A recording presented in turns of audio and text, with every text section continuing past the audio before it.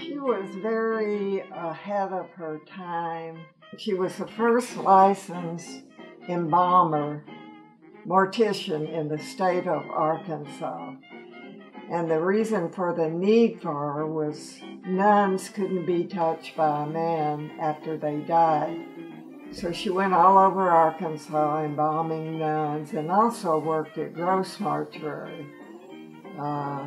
She played golf, which women didn't do at that time. She was just a very progressive woman. She was the only person that my father would listen to.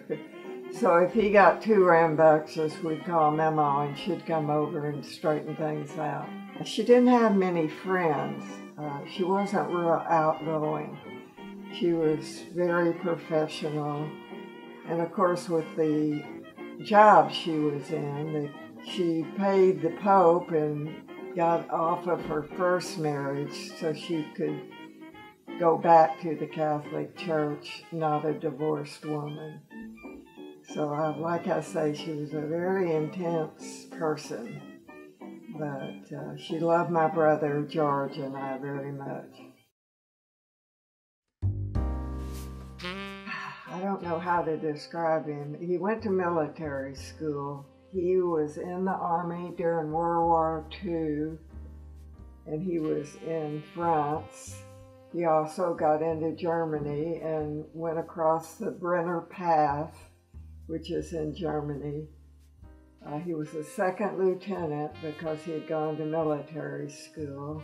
And I think he retired as a colonel, lieutenant colonel. Of course, he and his brother Louis went into the business, undertaking business. They ran the mortuary with my grandmother. They sold it when my brother and I were in college. My brother out of college, he became a doctor, and they sold it and retired. Do you think that you would have been in that business at all? Absolutely not. My father saw to it that I would never be in that business, or my brother. And girls weren't considered then anyway. Like I say, my grandmother was an exception to the rule. And he wanted my brother to become a doctor, and that's what he became. He was the boss, and no one crossed him. Had a bad temper. He was very handsome. Liked to drink. He drank a lot, too much. Anyway, I loved him, and he was very fair to George and I when he passed, and my mother passed. But I think he was pretty much devoted to my mother. She was a very attractive woman, very dominated by her husband. You would have thought she would have been closer to my brother, her having had 5 brothers, but I was her favorite, and I don't think my brother ever got over that. Mother was childish in a way, and that's why my children, Catherine, adored my grandmother. They would play cards and run through the house, which is the house that she was born in. I don't know, she'd let Catherine drive her car, and she was just real good with the grandkids, and my brother's daughter too. What was it like going to Hot Springs in your junior, senior year, towards the end of high school? It was a pretty wild school. Most of the kids drank, and Hot Springs was more or less wide open to gambling.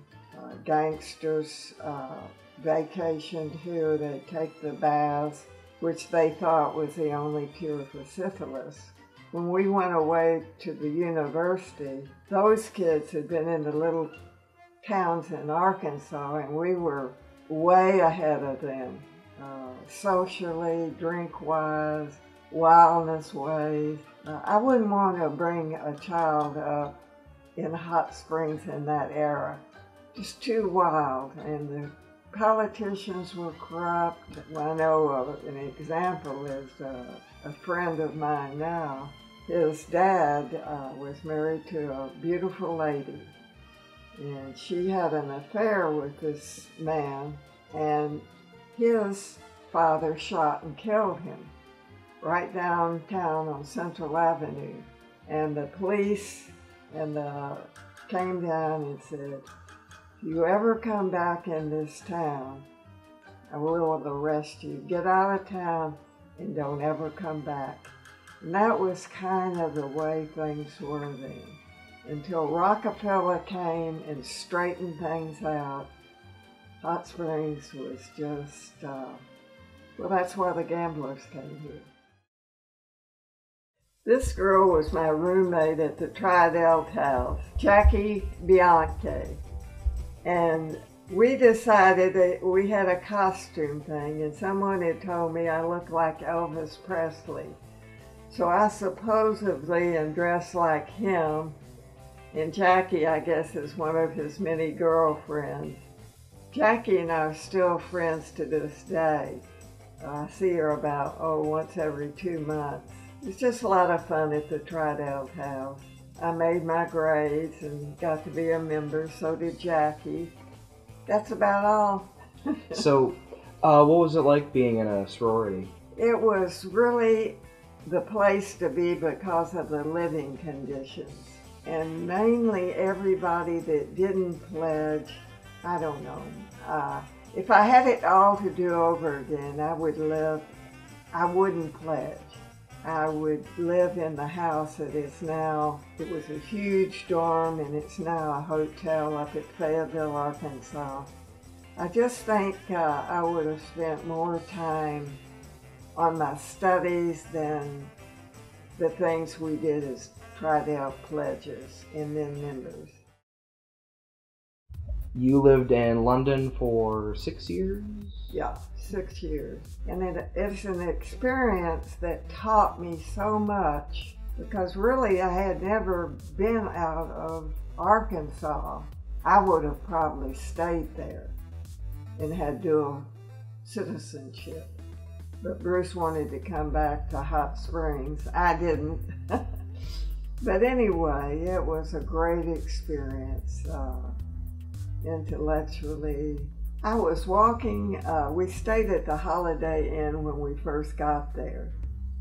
And I decided to take a walk, and this lady came up to me and she said, do you know where I can buy a package of cigarettes? So I told her, well, I'm staying at the Holiday Inn and they have a cigarette machine. And she threw her hands up over her mouth. And my Southern accent was so, had never heard a Southern accent, and it scared her. In fact, when people would call, I had one lady say, is that lady there that talks like Lady Bird Johnson?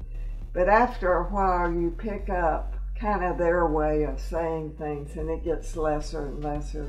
I was thrilled at seeing things there, like things I just read about in books. If you could give one piece of advice to people who are about to leave college and go into the working world, what would you tell them? I'd say go for what you love and will enjoy. Be happy and content. Don't be just focusing on making a lot of money.